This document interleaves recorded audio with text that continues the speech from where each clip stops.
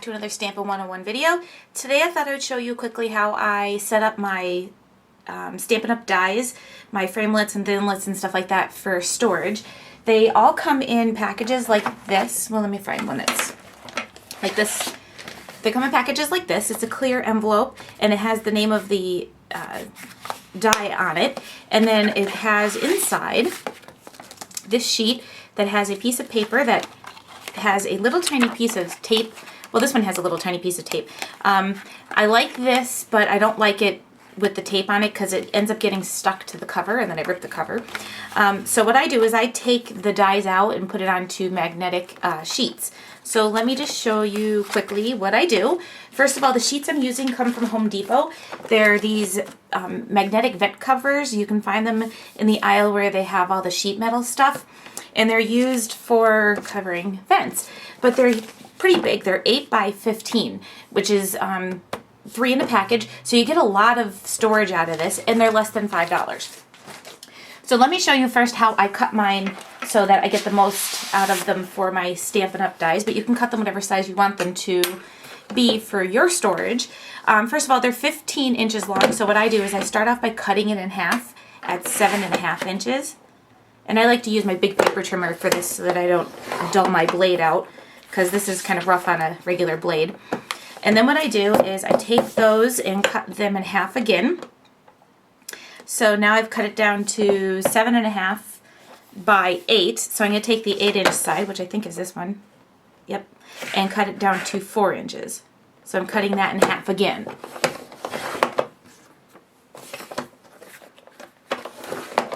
So I can go through, with this paper trimmer, I can go through 2 pieces. And we're going to try with 4 now. So I'm going to cut these down to 6 inches. So I'm getting 4 by 6 out of them, which gives me 4 pieces of 4 by 6, and then 4 smaller strips. So I'm just going to cut these off, and I went through the 4 with this trimmer. That's awesome. And so out of one package of 8 by 15 inch long magnetic strips, and there's 3 sheets in the package, you end up with getting enough to make 12 different of this size, so larger ones. And then I take these little small pieces and use them for die sets that only maybe have 1 or 2 dies in them that are smaller. So I hold on to these so they're not wasted. Alright, so that's how I cut the sheets down, but like I said, you can cut them down to whatever size works best for your storage system. I just went with this because it pretty much covers a lot of the different sizes I have.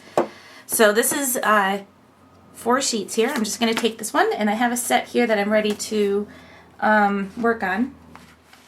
Alright, so I have my ovals collection, and this is a fairly new one, so I haven't transferred it over yet to my magnetic paper, but as you can see, there's a big sticky strip there, and you can already tell that it was already stuck, to something.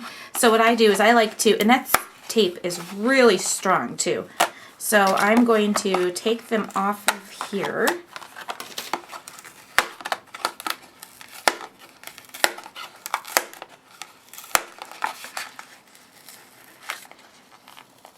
Trying to do it or I'm not leaving any of the sticky left, because some of them I even end up sticky left and they stick to everything else. Alright, so I took them off there. I'm going to take my 4 by 6 piece, put it right inside my envelope here. And you could stick this down. I choose not to. I just leave it the way it is so it's loose inside, so I could just slide it right out.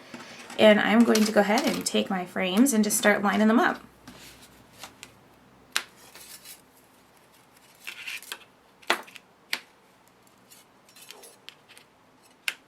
So this really helps with keeping them in place, and it really holds them down nicely. And then what I do is I just put it right back inside the packaging. Snap it closed. And then I also, because on the back it does have printed what the collection is, I like to have it on the front too, so if I hastily put them away, it's going to read whatever I need it to read on either side.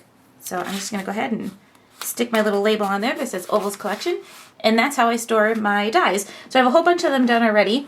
I just started my second sheet, and I was able to get 1, 2, 3, 4, 5, 6, 7 sets done with that sheet because I did have one smaller set.